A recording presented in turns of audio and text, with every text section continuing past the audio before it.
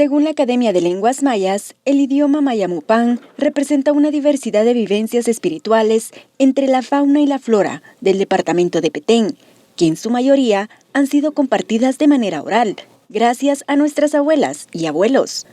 Una de las costumbres más significativas en el territorio mopán es el tallo del árbol de Valerio, que unifica a la comunidad entre incienso, lazos y marimba, una combinación que hace de la literatura maya mopán una expresión viva y colorida. Conozcamos la pronunciación y escritura de algunas palabras en el idioma mopán. Buenos días. Dios. Con permiso. Patay Manul. Hasta luego. Hedek tibilik tibahili. Por favor. Bet kiil. Muchas gracias. Botik. A continuación le presentamos un fragmento de una poesía en idioma maya mopán.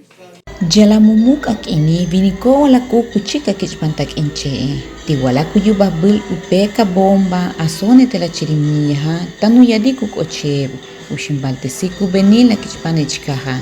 Kiil tak inche wala ka muchinti kumpel kah yabu nukul mopan. La enseñanza de los ancestros mayas se traslada a través de vocablos y párrafos, formados y enriquecidos a través del multilingüismo, que han identificado la identidad y sentido de pertenencia de nuestros pueblos.